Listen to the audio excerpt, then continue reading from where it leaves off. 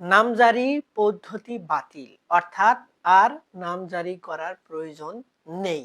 নামজারি ছাড়াই করা যাবে জমি বিক্রয় এবং যে কোনো ব্যক্তি নিশ্চিন্তে ক্রয় করতে পারবেন। এবং নামজারি ছাড়াই কোনো ব্যক্তি চিরস্থায়ীভাবে নিরবিচ্ছিন্নভাবে সম্পত্তি ভোগ দখল করতে পারবে, কেউ বাধা প্রদান করতে পারবে না। কিংবা ওই সকল সম্পত্তি যদি নামজারি না থাকতো বিভিন্ন ধরনের যে সমস্যা হতো সেগুলো আর হবে না। সুপ্রিয় ভিউয়ার্স, এক্ষেত্রে ভূমি মালিকদের একটি করণীয় রয়েছে এবং এই করণীয়টা কি এবং কিভাবে সেটি করবেন এবং কেন নামজারি করার প্রয়োজন নেই, আজকের এই ভিডিওটিতে এই জটিল বিষয়গুলো নিয়ে বিস্তারিত আলোচনা করব।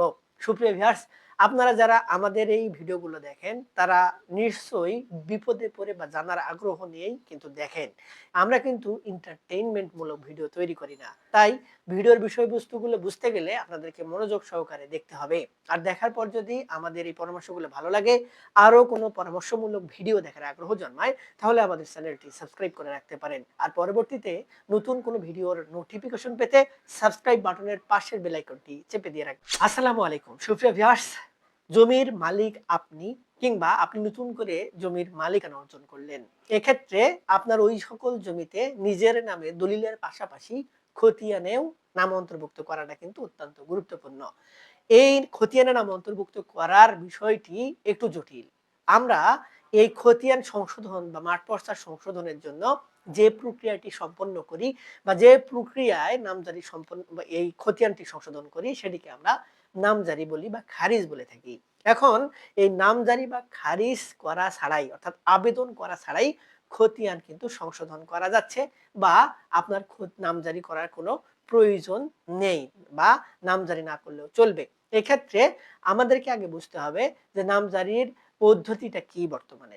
সর্বপ্রথম আমরা যেটি বলি যে বর্তমান আমাদের যে আইন কানুন বা আমাদের নিয়ম সেটি হচ্ছে আপনাকে সর্বপ্রথম জমি ক্রয় করতে হবে এবং একটি দলিল তৈরি করতে হবে। দলিল তৈরি করা হয়ে গেলে ওই দলিলের বলে আপনি গিয়ে কোনো একটি কম্পিউটারের দোকানে বসে বা কোনো একটি ইন্টারনেট সংযোগ আছে এমন একটি ডিভাইসের মাধ্যমে আপনাকে ভূমি অফিসের ওয়েবসাইটে গিয়ে একটি ফর্ম পূরণ করতে হবে।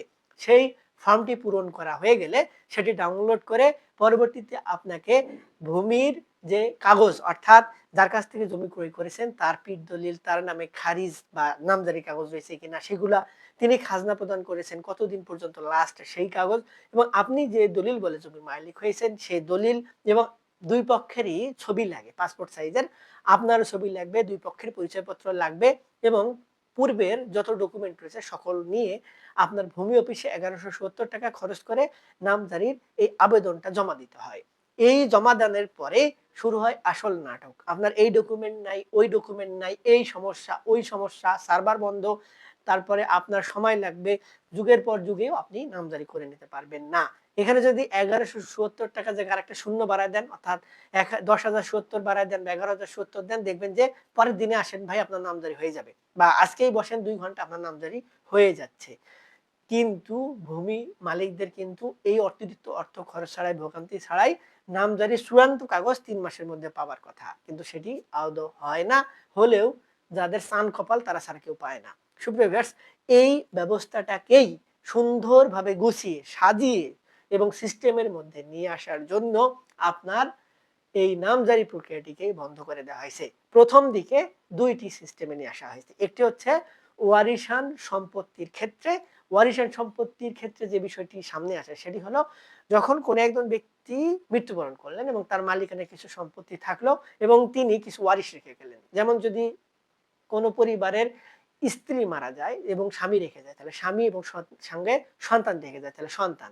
যদি এক্ষেত্রে কোনোভাবেই স্বামী মৃত্যুবরণ করেন এবং স্ত্রী থাকে, স্ত্রী সেই সঙ্গে সন্তান, তাহলে এই ওয়ারিশরা যারা থেকে গেল তারা কিন্তু সম্পত্তির ভাগ পাচ্ছে।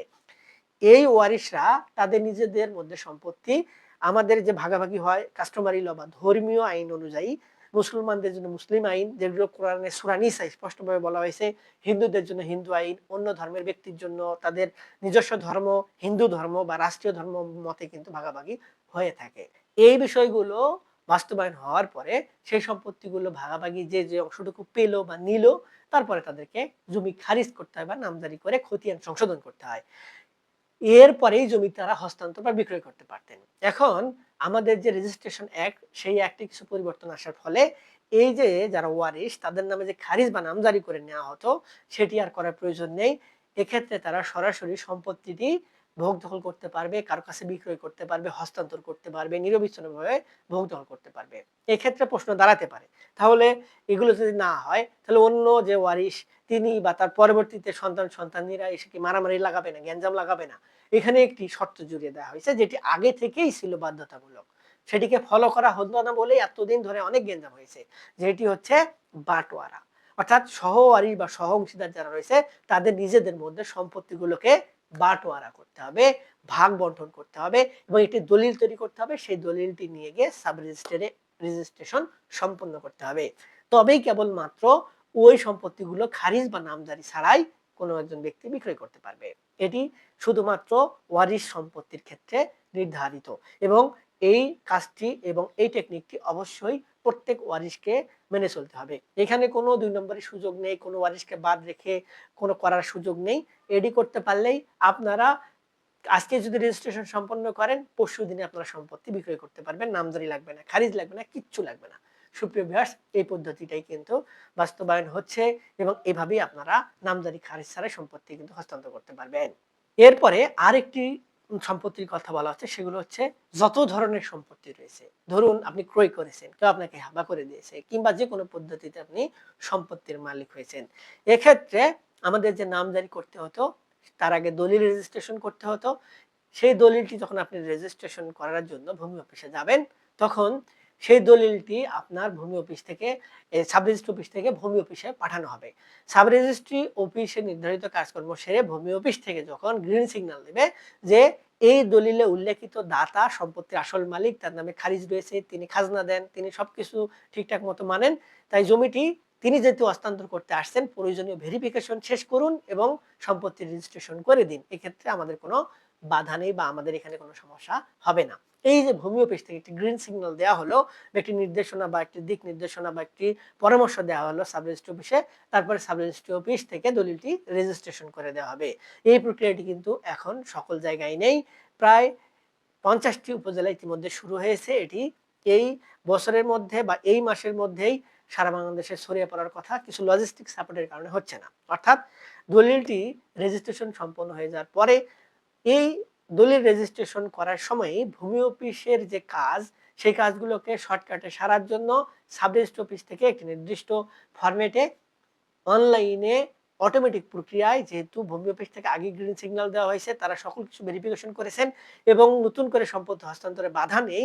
সেক্ষেত্রে সাব রেজিস্ট্রি অফিসের নির্দেশক্রমে ভূমি অফিস এই যে দলিলটি যেটি যার নামে হস্তান্তরিত হলো তার নামে খতিয়ান যেটি থাকে সেটি সংশোধন হয়ে যাবে অটোমেটিক প্রক্রিয়ায় এবং ভূমি অফিস এর কোনো ধরনের নামজারির আবেদন বা যে প্রক্রিয়ার কথা আমি প্রথমে বলেছি ওই প্রক্রিয়া আবেদন ছাড়াই, ভূমি অফিসের কোনো হয়রানি ছাড়াই সাব রেজিস্ট্রি অফিস থেকে মালিকেরা দলিল পাবেন এবং তাদের নামে সংশোধিত খতিয়ানও পাবেন।